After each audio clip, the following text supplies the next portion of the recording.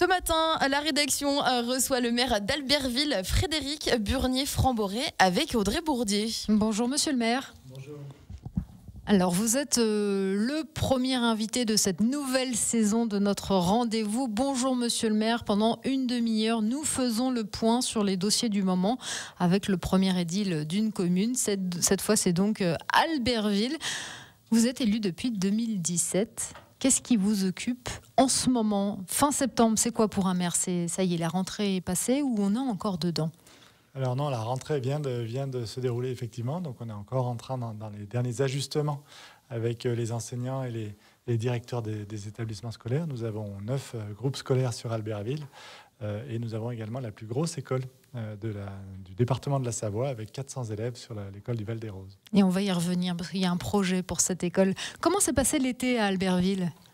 L'été s'est passé tranquillement, sereinement, sous le soleil sur la partie du mois d'août, puisqu'on a eu le même mois de juillet, je pense, en Savoie et en Haute-Savoie. Mais voilà, donc Albertville, c'est pas une ville touristique, c'est une ville de passage, où il y a beaucoup de passages touristiques. Donc on a des touristes qui s'arrêtent une journée ou deux, mais qui vont juste un peu plus loin, voir ce qui se passe dans les vallées. Voilà, donc Albertville, c'est bien passé avec ses animations habituelles. Pas de festival des musiques militaires cette année, puisque Jeux Olympiques oblige, on n'avait pas de compagnie cette année, mais un festival de musique qui a lieu fin juin, qui s'appelle le Festival Tous Dehors, qui a rassemblé le microcosme local de la musique. Et puis voilà. Et puis là, on attaque la rentrée avec à venir le Festival du Grand Bivouac, qui est le festival du film documentaire et qui a portée régionale, voire nationale. Et pour revenir sur cet été, bien sûr, il a été marqué par les Jeux Olympiques et Paralympiques de Paris, vous le disiez.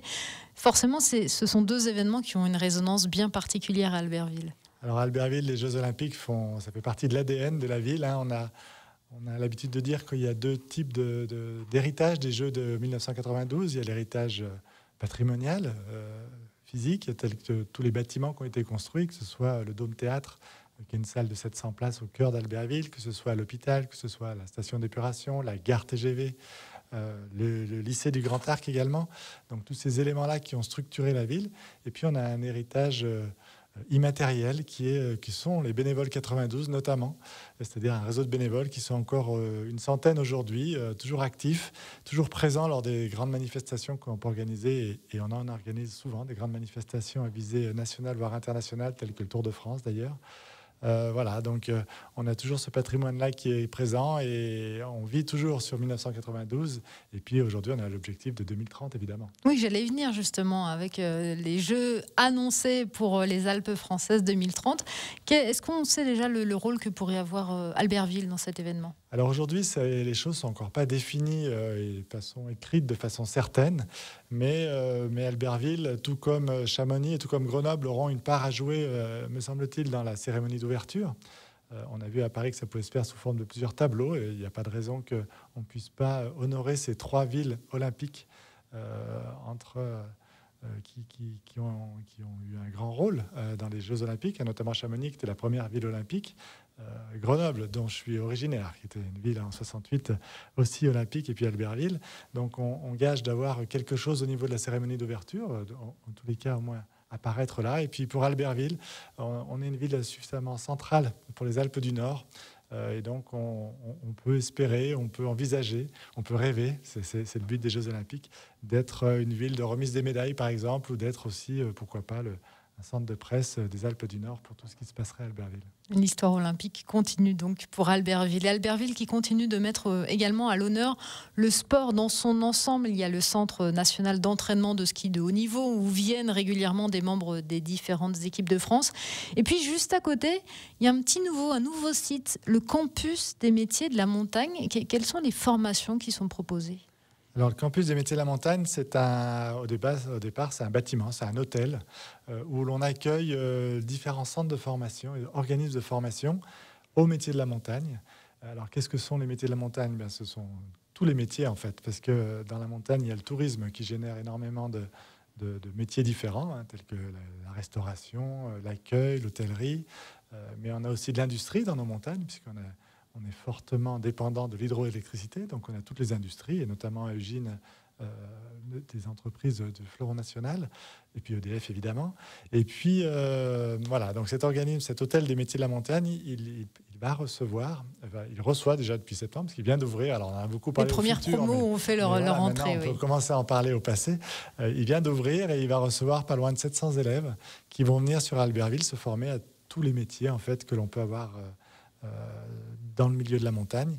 Voilà, ça a été mis en place par la ville d'Albertville pour permettre l'accueil de nouveaux étudiants. Et quand je parle d'étudiants, ça va des post-bac jusqu'à 50, 60 ans, puisqu'on a notamment Domaine Skiable de France qui fait des formations de recyclage pour des exploitants de domaines skiables. Donc voilà, c'est très, très, très varié.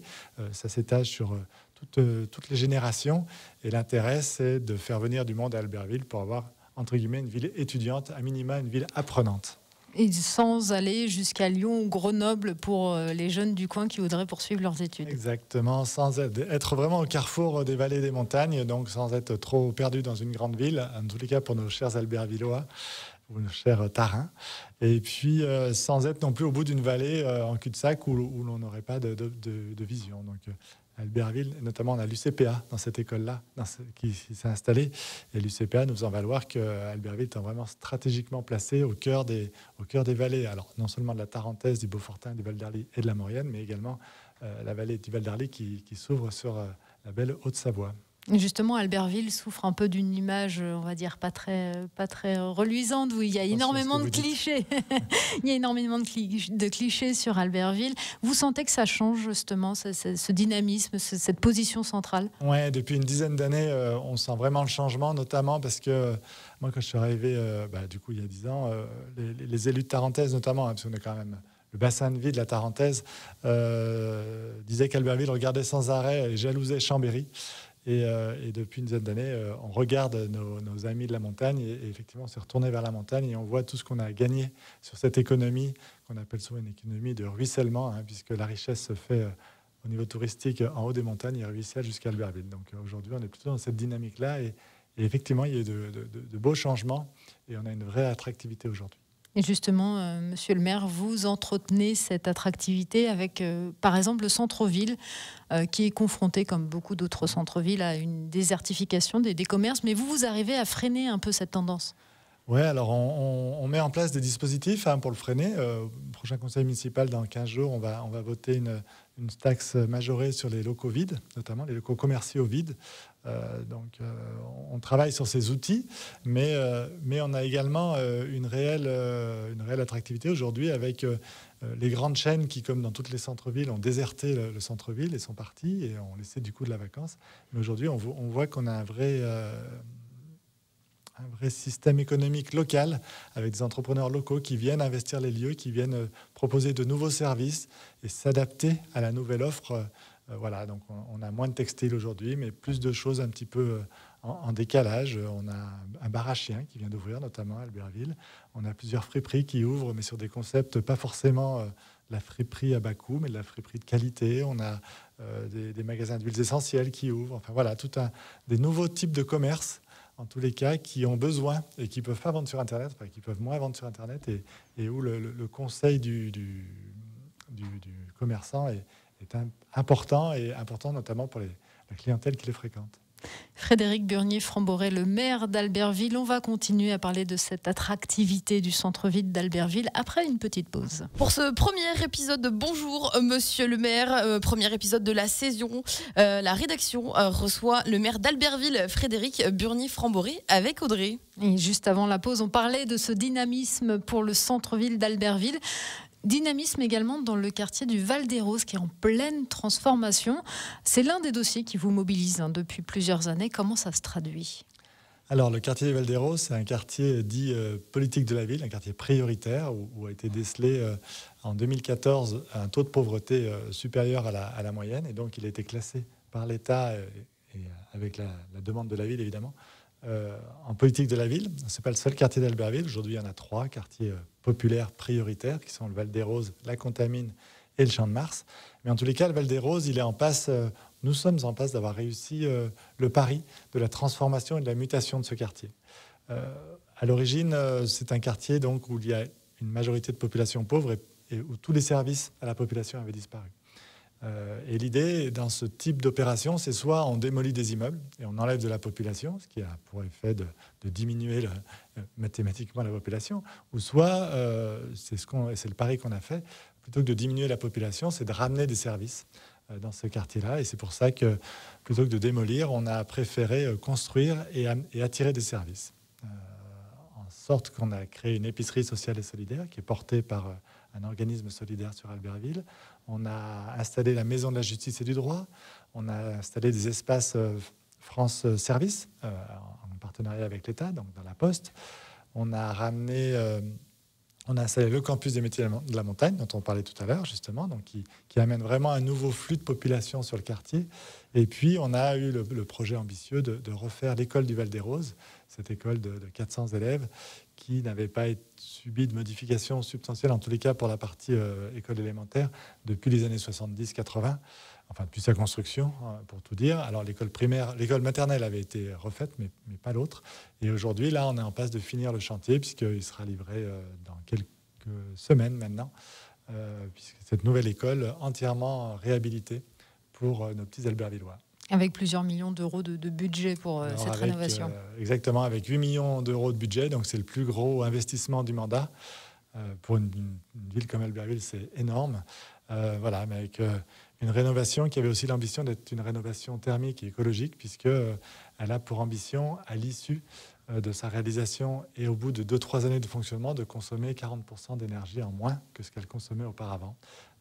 Et du coup, tout a été fait en matériaux biosourcés, en bois, avec des panneaux solaires, avec des systèmes adiabatiques. C'est un mot compliqué, mais enfin, une sorte de climatisation écolo, on va dire ça comme ça, pour simplifier. Et voilà, donc on a eu ce challenge-là aussi, de pas seulement refaire un bâtiment, mais vraiment de le refaire pour qu'il consomme moins et qu'il soit moins gourmand en énergie pour les années à venir. Quand on est maire d'Albertville et qu'on voit justement un quartier qui a besoin justement de cette mixité, qui a besoin de retrouver justement un dynamisme, est-ce que la tâche au début, elle paraît pas insurmontable? Comment on fait? On fait petit à petit, mètre par mètre? On fait petit à petit, on s'entoure de tous les partenaires qui existent dans une ville, que sont les associations, que sont les services de l'agglomération aussi, qui sont les pilotes sur la politique de la ville.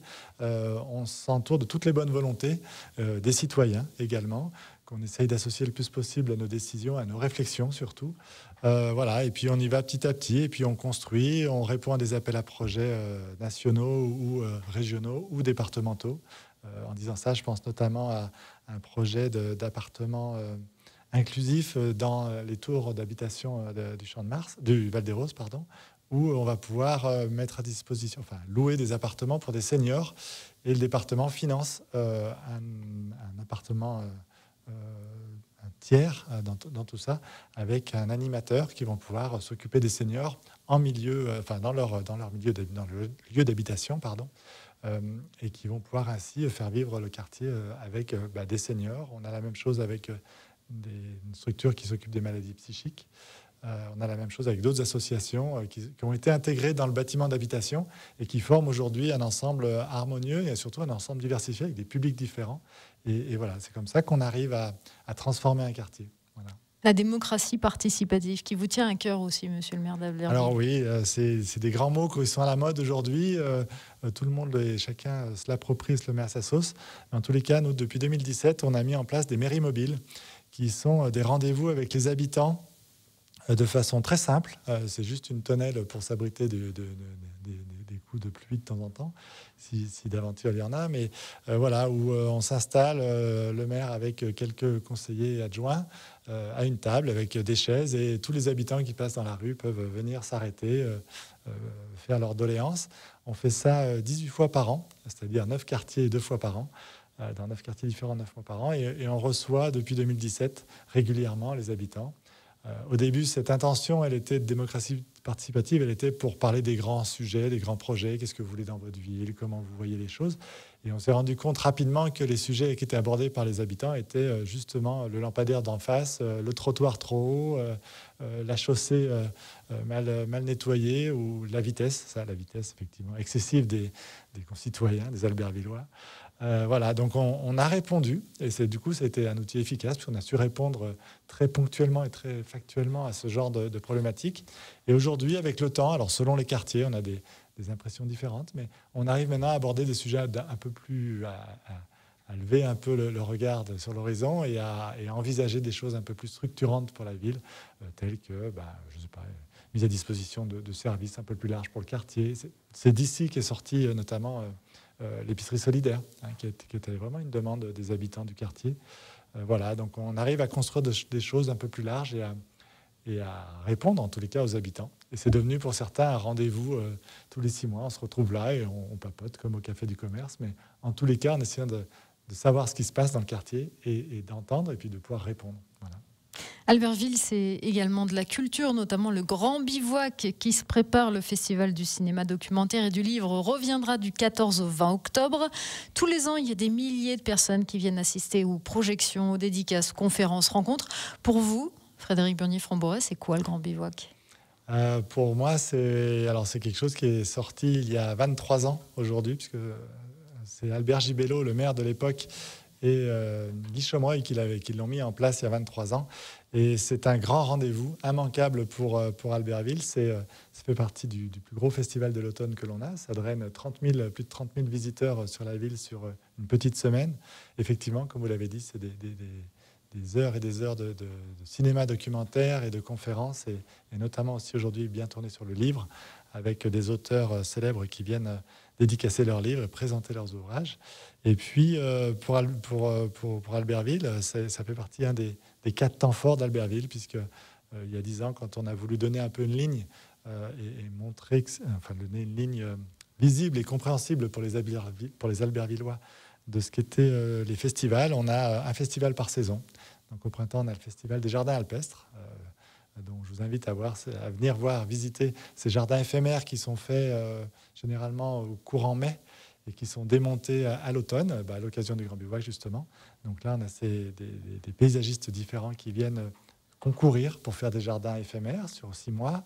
À l'été, on a, j'en parlais tout à l'heure, le Festival des musiques militaires et puis le Festival Tous dehors, qui est de musique locale.